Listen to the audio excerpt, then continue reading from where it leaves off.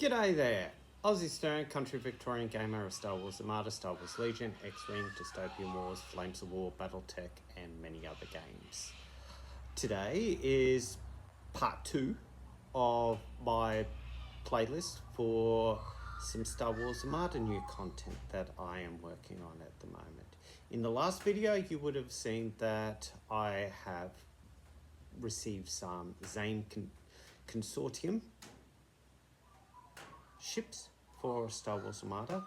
I have then, in the midst of actually editing it, I have received some more ships, namely the Vengeance frigate, this one right here,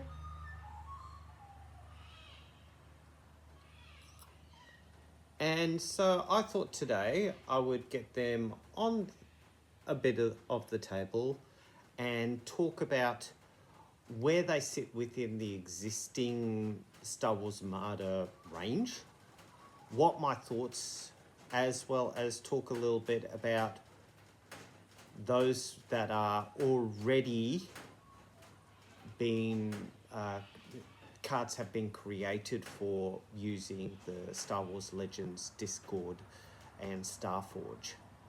So, please like, please subscribe, and enjoy. Starting off with the smallest of the capital ships available to the Zann Consortium, we've got the Action 6 Transport.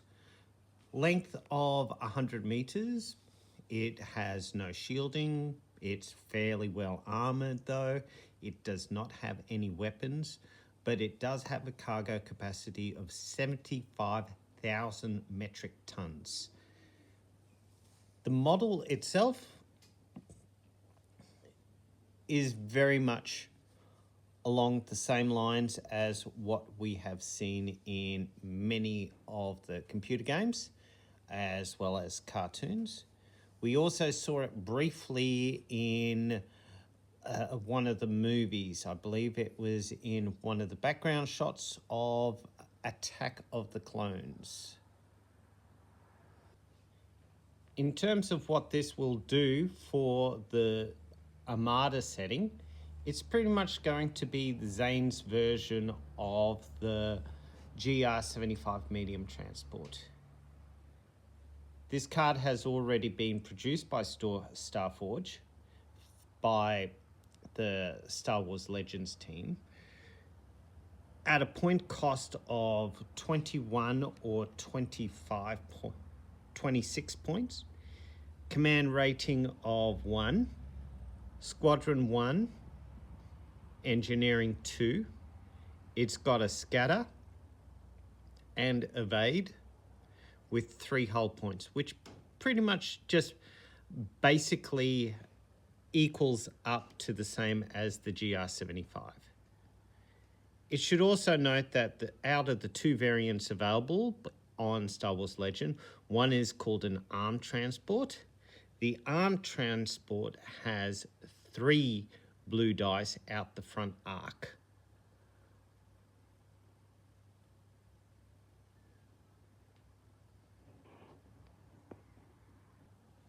Next one in size up at a length of 130 meters is the Mandalorian Crusader class corvette.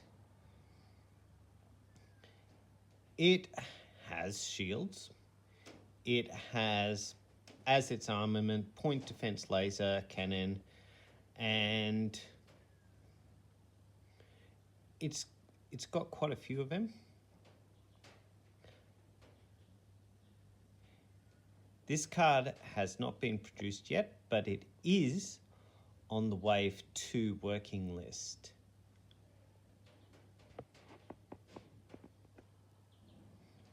As to how I perceive this going forward in Star Wars Armada, I'm assuming that it'll probably act similar to the Hammerhead Corvette. The Hammerhead Corvette is at a length of 116.7, so not too much difference in terms of length. In terms of armament, the Hammerhead has those heavy forward mounted laser cannons, as well dorsal turret-mounted twin light turbo lasers, as well as some modular mounted twin light turbo lasers on the actual one that we saw from Rogue One rather than this one. One thing of note is that with the Crusader not having as much in the way of heavy firepower, I would assume that this would be very much more of your anti-fighter or irregular squadron ships that you would be looking for to go up against. Point-wise, well, the Hammerhead Scout Corvette is at 41. I would estimate that this will probably be around about that maybe 35 point mark.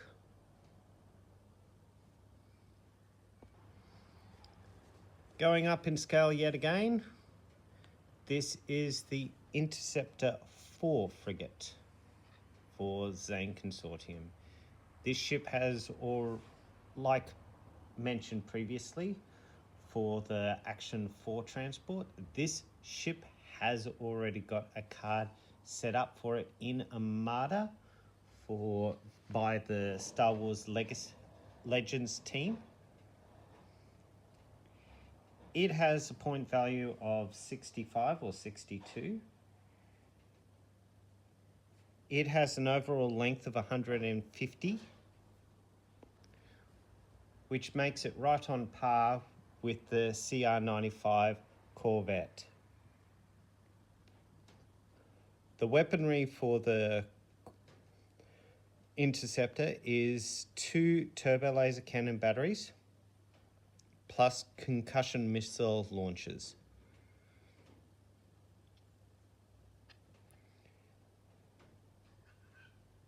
In terms of stat line, the Interceptor has 2 command, 1 squadron, 3 engineer, and 5 health. So slightly more health than the Corvette, slightly more costing than the Corvette, which is at 44. The weaponry on it is 3 dice out the front, 3 to the side and 1 to the rear, while the Corvette only has 3, 2, 1. Shielding, the front of the frigate, the Interceptor, is at 3.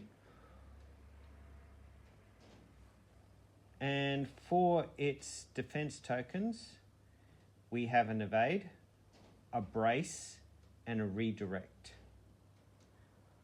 Speed for this, I should mention, is only 3 speed.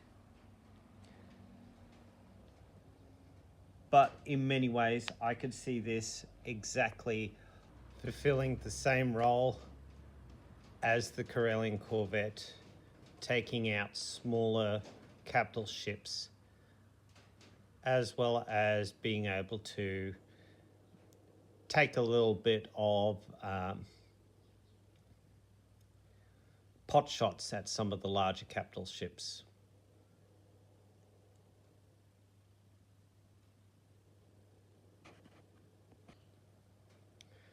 Next up is the Cumulus Corsair.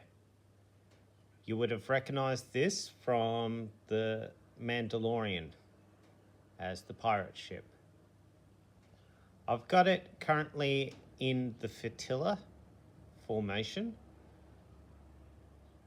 primarily because this one has not been made on a card yet. Whether or not it will be a flotilla or it may be an individual small, I'm not sure. It is a little bit strange in that the size of it is 175 meters, which means that it is slightly longer than a Corellian Corvette. But when I put them side to side, the actual model itself is significantly smaller. It's actually probably in the same scale as maybe your Hammerhead. But as many people will know, there's not really too much of a difference in terms of scaling in Armada that reflect true measurements. I'd be thinking that this one, being only armed with quad laser cannons and the ventral gun wall, as well as having those fighter supports, we might see that this one might have although a command value of 1, maybe a squadron value of 2 instead. Engineering, maybe 2 as well. For weapons, I would be thinking that it would be pretty much in the way of maybe blue weaponry, but very minimalistic, as it doesn't have any of the really turbo laser or heavy hitting missiles, etc.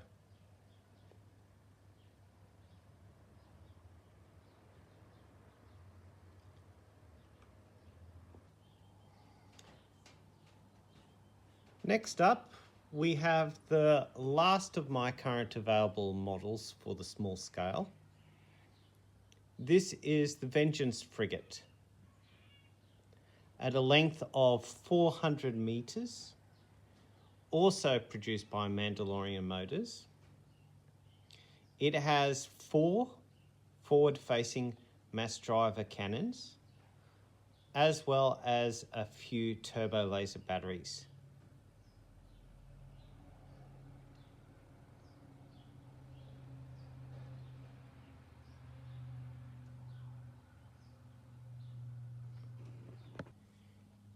In terms of size comparison, the Pelter here is at 282 meters, which has an armament of point defense cannons, can be retrofitted with turbo lasers, tractor beams, and also has a starfighter complement. The Pelter, we already know within game, has a point value of around about 56. We also know that the Gladiator also has a value of around about 56. I would be thinking that this model may also be around about that maybe 56 point mark. It will obviously have its strongest attack towards the front with those mass driver cannons. Maybe 3 to 4 reds out the front. Very little to the side. Nothing towards the rear. Shielding, well, it has got raised shielding, so it will have some shields available to it. I do think that it will probably have very much a strong forward-facing shield. The arc for the front will be its main arc, but very little in terms of anywhere else. This one, the Vengeance frigate, is also currently being worked on by the Star Wars Legends team, and should therefore be available both on the tabletop simulator system as well as print and play system via Starforge in the next couple of months.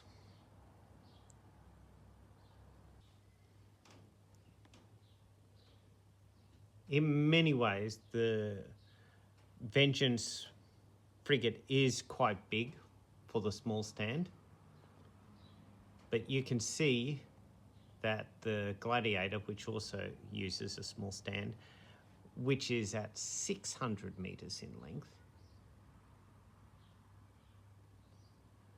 it's probably more appropriate to be on the small stand rather than up into the medium stand.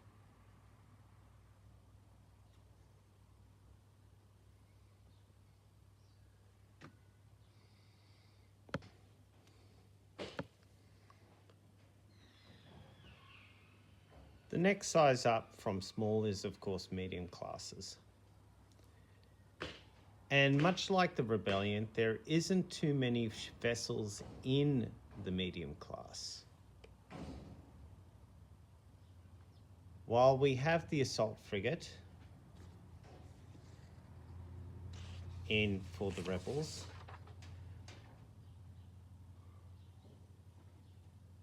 the main vessel that we have available for the Scum and Villainy faction is this one here, called a neutron bulk cruiser.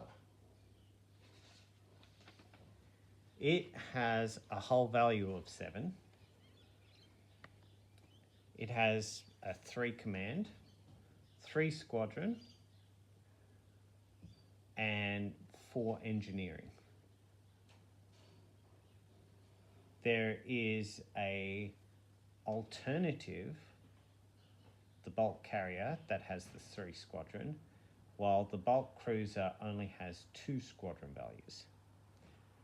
This comes with a pair of braces and a pair of redirects.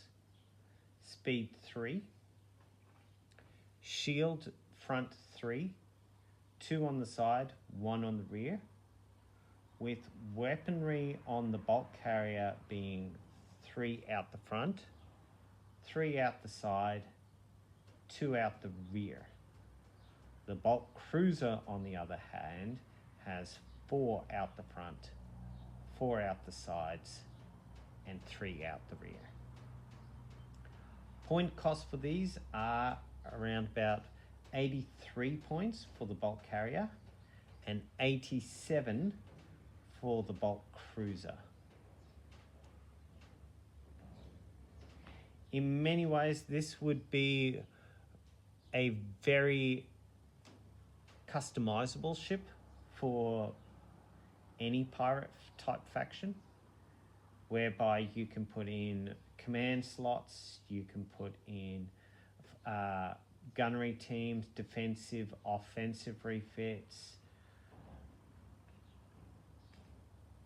pilots, anything that can really change up the way this vessel works. Yes, it is slow and it is a lot less maneuverable than some of the other crafts that that are in its same bracket. But on the other hand, it gives the Scum and Villainy faction and Zann Consortium faction at least something in the way of a medium class small flagship or even a starfighter carrier.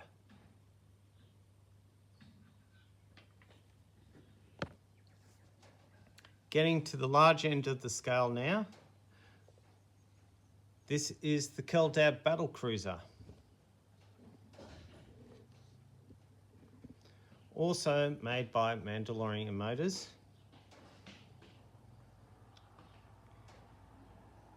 It is in basically the lore, very similar to a Star Destroyer. It has a length of approximately 1,000 meters, with some of them slightly longer, some of them slightly shorter. So it is in that Star Destroyer scale classification in Star Wars. It is armed with 25 heavy turbo lasers, 15 heavy ion cannons, 2 mass driver missile launchers, tractor beams, and shield leeching weaponry. It also has a complement of 36 starfighters, so pretty much similar in starfighter scale to a Mon Calamari cruiser. A couple of shuttles and a couple of light freighters.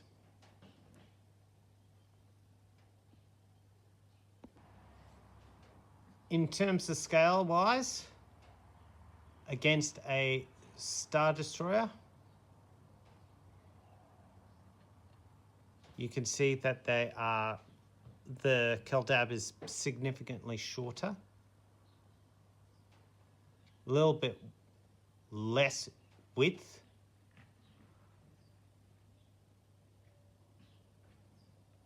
slightly less height, but in terms of sheer presence on the table, they are pretty much on par with each other.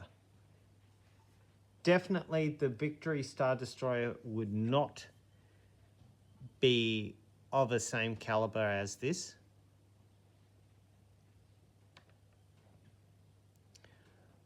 The Keldab is being worked on as we speak as part of Wave 2 of the Zann Consortium. I'd believe that with the Imperial 1 Star Destroyer being at 110, this Keldab battlecruiser will be around about that same costing point, maybe with slightly less in the way of armament in terms of its front. Maybe instead of the 8 dice that the Imperial has, it might have 7 with the side of 4. Command will still remain 3. Squadron and engineering, I'm not sure. But we'll wait and see how it goes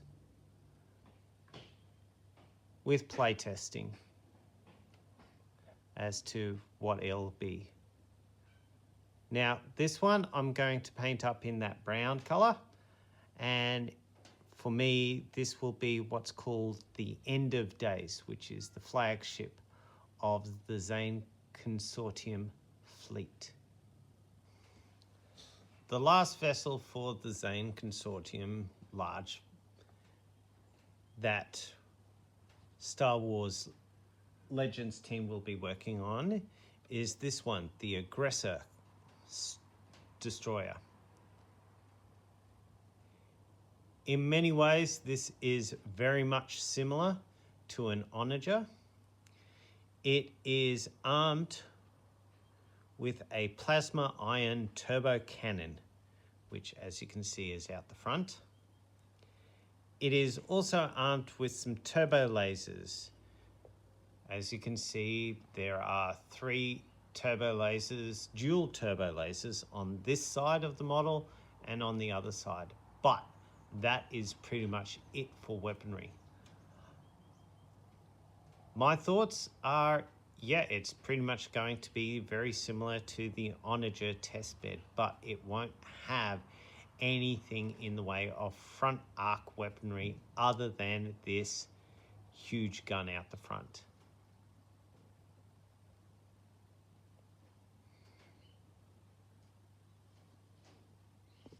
In terms of scale, the Aggressor is counted as 1,500 meters, which makes it ever so slightly smaller than the Imperial Class 1 Star Destroyer at 1,600.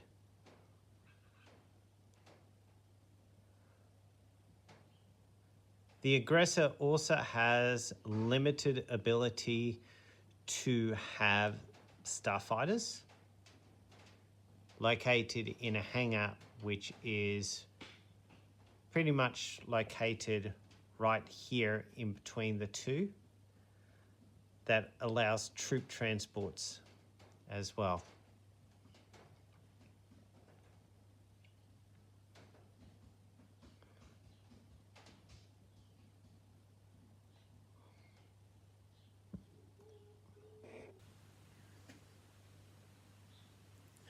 So beyond the capital ships, we also have the starfighters. Already Star Wars Legends have approved the Kvak fighter, the Rijik assault squadron, and Ugly squadron. They've also done a irregular squadron, which is the AEG-77 Vigo. None of them pretty much line up with what has been historically within the Zann Consortium. What they have said that they're going to be working on, they're working on the Star Viper for the Wave 2. They're also going to work on the Skip Ray Blast Boat for Wave 2.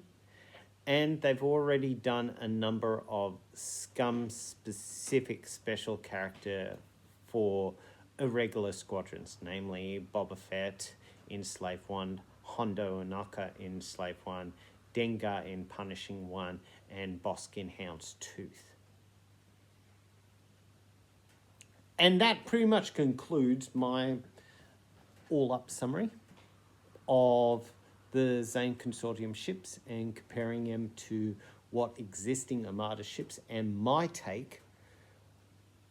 personal take of where I believe things are going to go. I may be right, I may be wrong.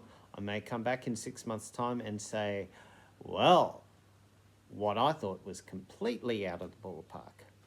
But either way, my next step is to get some paint on all of these. And once I get some paint on them, I will be doing some short, quick videos on each of them that I've painted up. And I will see from there how I go. I'll also be trying to contact and keep in contact with the Armada community through the Discord on taking some snapshots, giving play tests as to how I feel the game has worked with some local gamers that play Armada here, and see how that goes. But for now, from Ozysturm, please like, again, please subscribe. I hope you have enjoyed this video, and I will see you on the table next time. Bye for now.